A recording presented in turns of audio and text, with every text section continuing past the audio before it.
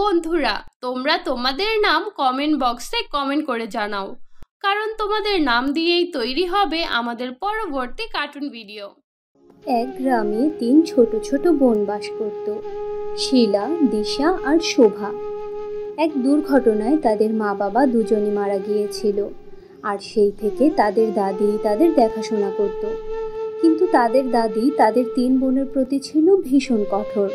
দাদি প্রতিদিন তাদের 3 বোনকে কাজে পাঠাতো আর তাদেরকে বলতো, তোদের অপয়া মায়ের জন্যই আমার ছেলেটা আজ আমাকে ছেড়ে চলে গিয়েছে, আর তোদের 3 জনের বোঝা আমার মাথার উপর চাপিয়ে দিয়ে গেছে ওই অপয়াটা। দাদি, আমরা তো তোমার স্নেহের ছায়ায় থাকতে চাই। আমরা সারা দিন বাইরে কাজ করি দাদি। আমরা তো তোমার কাছে বেশি কিছু চাই না।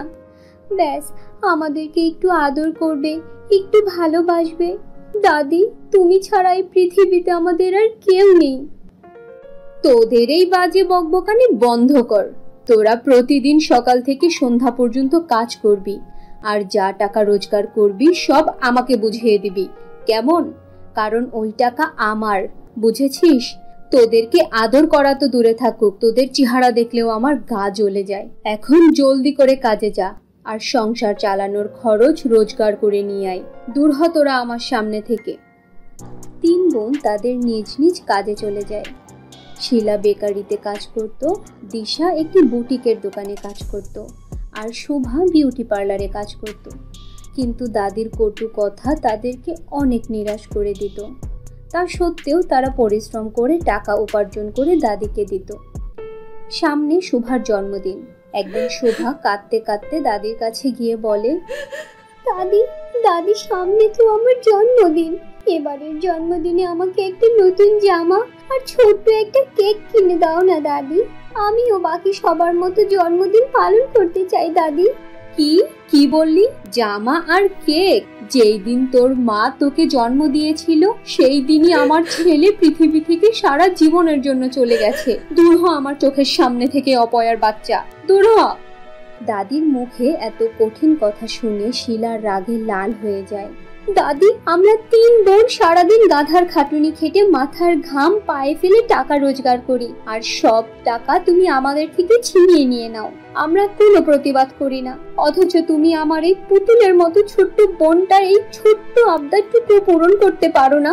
তুমি ভীষণ পাষাণ দাদি, ভীষণ পাষাণ। শিলার কথা শুনে দাদি রাগে কটমট করতে করতে শিলার চুল ধরে এলোপাথারি চড় মারতে শুরু করে। কি, তোর এত বড় সাহস?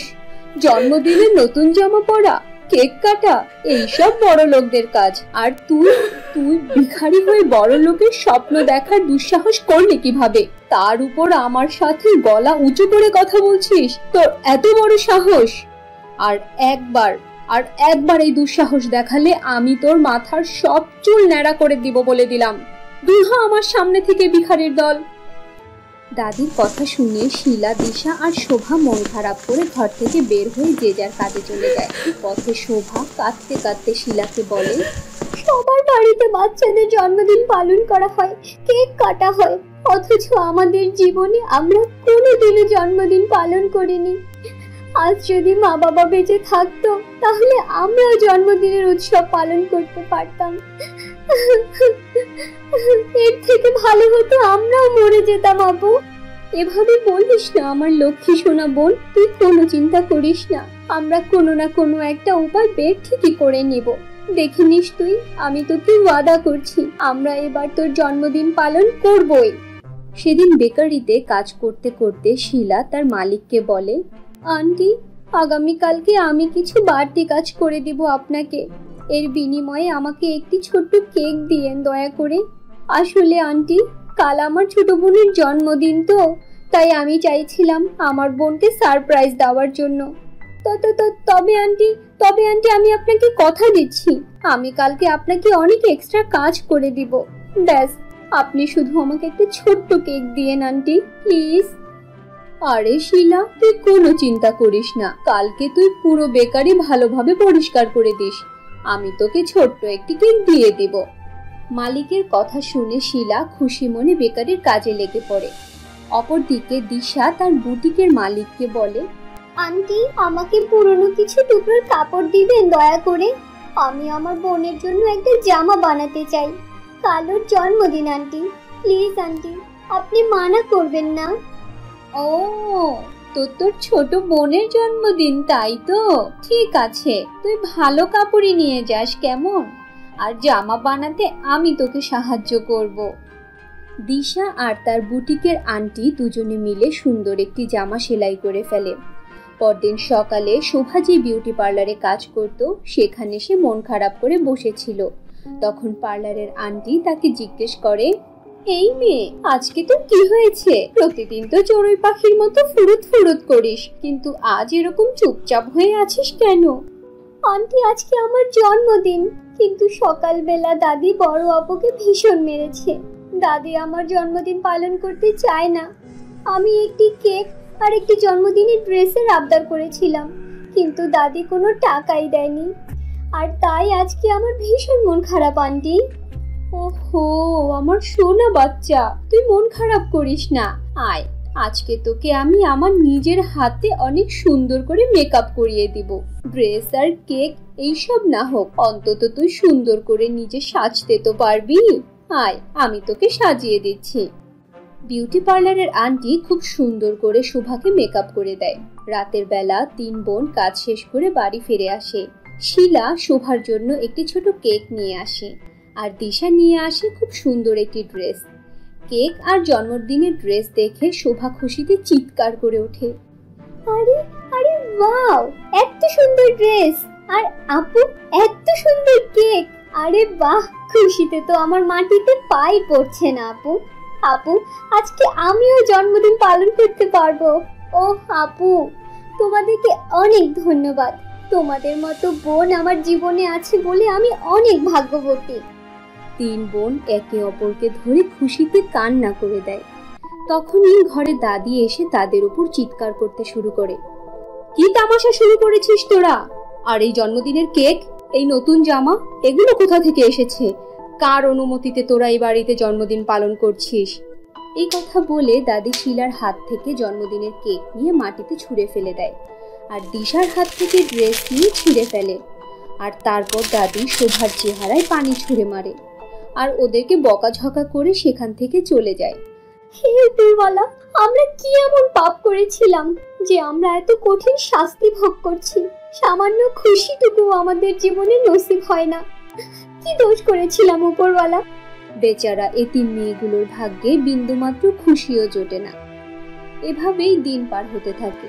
হঠাৎ একদিন প্রচন্ড গরমের মধ্যে আকাশ ভেঙে মুষলধারে বৃষ্টি পড়ে চারিদিকে পানিতে তলিয়ে যায়। ফলে শোভাদের পুরনো বাড়ি ভেঙে যায়, আর দাদিও পড়ে গিয়ে ভীষণ আহত হয়। তিন বোন তাদের দাদিকে হাসপাতালে নিয়ে যায়। সেখানে ডাক্তার তাদেরকে বলে, শোনো মেয়েরা, তোমাদের দাদির চিকিৎসা আর ওষুধের জন্য অনেক টাকার প্রয়োজন। প্রাথমিক চিকিৎসা আমি শুরু করে দিয়েছি, কিন্তু পরবর্তী চিকিৎসার জন্য তোমাদের কাউন্টারে টাকা জমা দিতে হবে, আর তা না হলে তোমরা তোমাদের দাদিকে নিয়ে যেতে পারো। ডাক্তার সাহেব, আমাদের কাছে কোনো টাকা নেই। বেকারি, বুটিক্স আর বিউটি পার্লার তো বন্যায় অনেক ক্ষতি হয়েছে, ফলে আমাদের কাজে চলে গিয়েছে। প্লিজ, আপনি একটু সাহায্য করুন। আপনি আমাদের দাদিকে চিকিৎসা করুন ডাক্তার সাহেব, প্লিজ। ডাক্তার তাদেরকে মুখের উপর মানা করে দেয়, আর তাদের দাদিকে নিয়ে যেতে বলে। তিন বোন একে অপরকে ধরে কাঁদতে শুরু করে, আর চিন্তা করতে থাকে কিভাবে কি করা যায়। এই অসুস্থ দাদিকে নিয়ে তারা এই অবস্থায় কোথায় যাবে? চল, আমরা জঙ্গলে যাই। জঙ্গলের গাছ থেকে ফল পেড়ে কিছুটা খাবার জোগাড় করতে পারবো, আর জঙ্গলে ঘাস লতা পাতা দিয়ে একটা ছোট্ট ঝুপড়ি বানাবো। অন্তত মাথা গোজার ঠাঁই তো পাবো। তিন বোন তাদের দাদিকে নিয়ে জঙ্গলে যায়। হঠাৎ করে জঙ্গলে এক অদ্ভুত দৃশ্য দেখতে পায় তারা। একটি ঈগল একটি বড় ডিম নিয়ে উড়ে যেতে থাকে, আর তার পিছে পিছে এক ইচ্ছাধারী নাগিনী দৌড়তে থাকে। ইচ্ছাধারী নাগিনী চিৎকার করতে করতে বলে, বাঁচাও, বাঁচাও, আমার বাচ্চা, আমার বাচ্চা, কেউ বাঁচাও, সাহায্য করো, আমাকে কেউ সাহায্য করো, কেউ আমার বাচ্চাকে বাঁচাও। এই কথা শুনে শিলা আর দিশা হাতে পাথর নিয়ে ঈগলের দিকে ছুটতে থাকে। ঈগল ভয় পেয়ে ডিমটিকে মাটিতে ফেলে দিয়ে অন্যদিকে উড়ে চলে যায়। আর তারপর শিলা, দিশা আর শুভা দৌড়ে গিয়ে ডিমটিকে ধরে ফেলে আর তা নাগিনীকে দেয়। মেয়েরা, তোমাদেরকে অনেক ধন্যবাদ। তোমরা আমার বাচ্চাকে বাঁচিয়েছো। আমার বাচ্চা যে এখনো পৃথিবীর আলোয় দেখেনি। উপরওয়ালা তোমাদের মঙ্গল করুক। কিন্তু তোমরা এই জঙ্গলের ভিতরে কেন এসেছো? কি করছো এখানে? তারপর শিলা, দিশা আর শোভা তাদের দুঃখ ভরা জীবনের কথা নাগিনীকে খুলে বলে, দাদির অসুস্থতার কথা বলে। আর তাদের কথা শুনে নাগিনীর তাদের জন্য ভীষণ মায়া হয় আর সে তাদেরকে সাহায্য করার সিদ্ধান্ত নেয়। নাগিনী তাদেরকে একটি জাদুর ঘাস দেয়। এই জাদুর ঘাস কখনো ফুরিয়ে যাবে না।